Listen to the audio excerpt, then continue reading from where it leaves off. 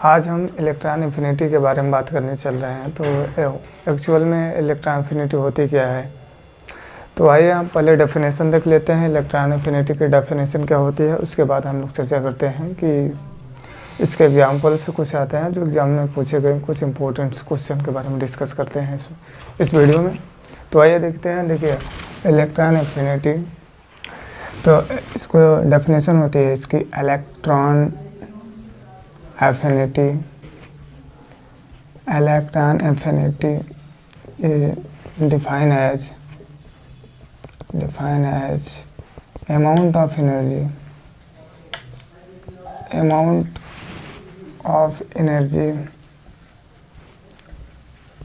released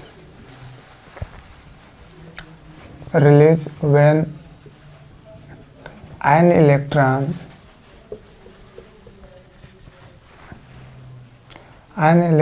added in outermost cell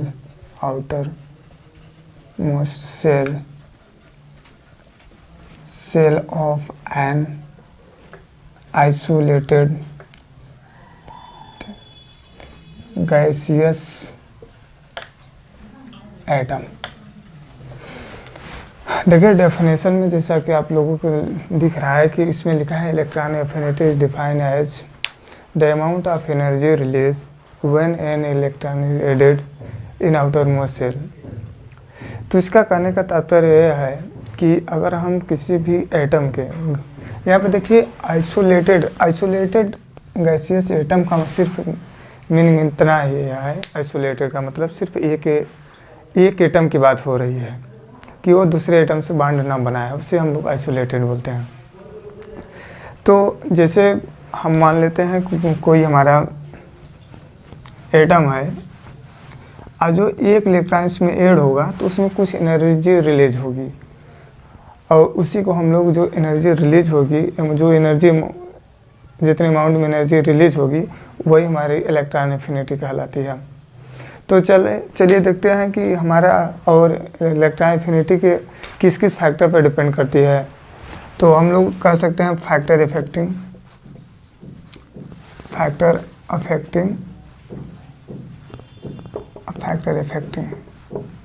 of electron affinity. तो factor क्या होता है, पहले हमारा आता है रेडियस और सेकेंड हमारा आता है इफेक्टिव न्यूक्लियस चार्ज।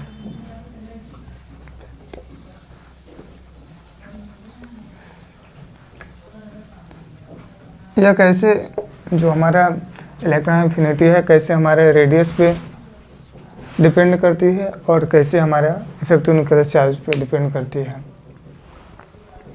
तो जैसा कि हम लोगों ने देख चुका है कि जैसे हम एक इलेक्ट्रॉन का एडिशन करते हैं उसके आउटरमोस्ट सेल में तो एनर्जी रिलीज होती है। तो इलेक्ट्रॉन जो इफेक्टिव न्यूक्लियस चार्ज होता है, इफेक्टिव न्यूक्लियस चार्ज क्या होता है थोड़ा सा हम बता देते हैं। जो वैलेंस सेल के इलेक्ट्रॉन हो, जिस आउटरमोस्ट सेल में जो इलेक्ट्रॉन होते हैं न्यूक्लियस का जो फोर्स उस पर लग रहा है वही हमारा इफेक्टिव न्यूक्लियस चार्ज होता है। पर हमारा जो एक्सपेक्टेशन होता है कि इस पर इतना चार्ज लगना चाहिए पर उतना नहीं लगता है, क्योंकि जो इनर सेल होते हैं वो मतलब शील्डिंग करते हैं। तो इसके पहले वाले लेक्चर में हम लोग ने स्क्रीनिंग इफेक्ट, शील्डिंग, उसी को स्क्रीन इफेक्ट और शील्डिंग इफेक्ट बोलते हैं, तो उसके बारे में हम लोगों ने डिस्कस कर चुके हैं। तो सिर्फ आप इतना ही जानिए यहाँ पर कि जो न्यूक्लियस का फोर्स यहाँ पे यूटिलाइज होना चाहिए था वो उतना नहीं होता, कुछ ही पार्ट इसको अट्रैक्ट करता है वैलेंस इलेक्ट्रॉन को, वही हमारा जो हमारा इस पर फोर्स लग रहा है वही हमारा इफेक्टिव न्यूक्लियस चार्ज है। देखिए अगर इफेक्टिव न्यूक्लियस चार्ज बढ़ेगा तो हमारा इलेक्ट्रॉन एफिनिटी क्या होगी, इलेक्ट्रॉन एफिनिटी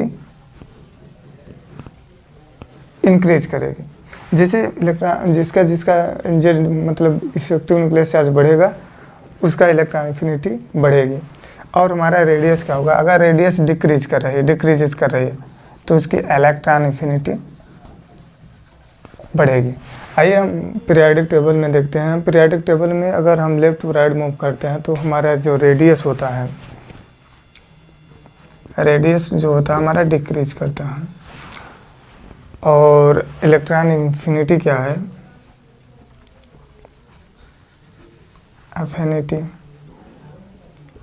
एफिनिटी जो होता है इंक्रीज करता है। और जो इफेक्टिव न्यूक्लियस चार्ज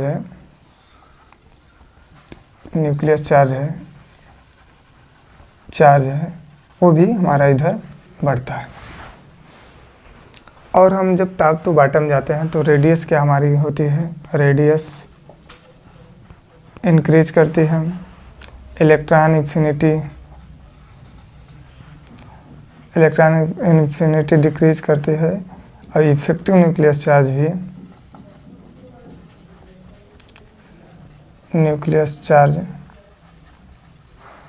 भी डिक्रीज करता है।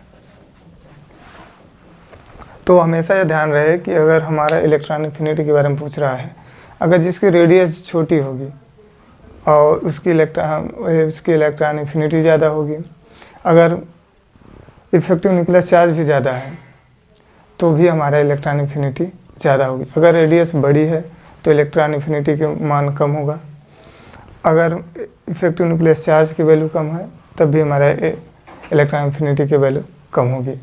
तो आइए एक एग्जांपल देखते हैं। देखिए कभी कभी क्वेश्चन में डायरेक्ट पूछ लिया था जेड टेबल, मतलब किसी भी ग्रुप में जब ऊपर से जब नीचे आते हैं तो हमारे इलेक्ट्रॉन इन्फिनिटी घटती है।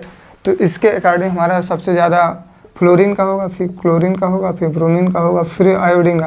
पर यह गलत है, और कभी भी ये जब आर्डर दिया हो तो ऐसा ना लगाए। देखिए इसका एक्चुअल आर्डर होता है, क्योंकि क्लोरीन एक एक्सेप्शन बिहेवियर शो करती है, जिसके कारण क्लोरीन की सबसे ज़्यादा इलेक्ट्रॉन इन्फिनिटी होगी, फिर फ्लोरीन की, फिर ब्रोमीन के, फिर आयोडीन के। तो ये आर्डर हमेशा याद करना चाहिए।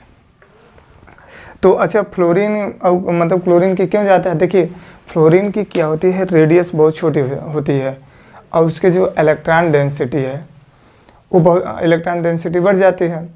तो जो इलेक्ट्रॉन को हम लोग ऐड करते हैं आउटरमोस्ट शेल में, तो उसमें क्या होता है कि इलेक्ट्रॉन डेंसिटी बढ़ जाने के कारण जो जुड़ने वाला इलेक्ट्रॉन होता है उसके बीच रिपल्सन होता है। वो जो जुड़ने वाला इलेक्ट्रॉन वो रिपल्सन फील करता है, जिसके कारण इलेक्ट्रॉन इन्फिनिटी की वैल्यू घट जाती है।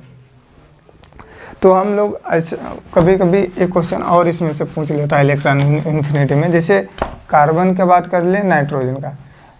देखिए कार्बन और नाइट्रोजन में क्या होता है कि अभी कार्बन का हमारा अच्छा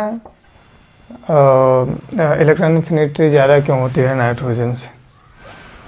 देखिए अगर कार्बन का हमें अगर इलेक्ट्रॉनिक विन्यास करें तो ये होता है, तो नाइट्रोजन के, और जो नाइट्रोजन का होता है इलेक्ट्रॉनिक विन्यास वो स्टेबल होता है, इसलिए जो है कार्बन की इलेक्ट्रॉनिक इन्फिनिटी ज़्यादा होती है। जिसका इलेक्ट्रॉनिक विन्यास अगर स्टेबल होता है तो उसकी इलेक्ट्रॉनिक इन्फिनिटी की मान कम हो जाती है। तो ठीक है, वीडियो यहीं पे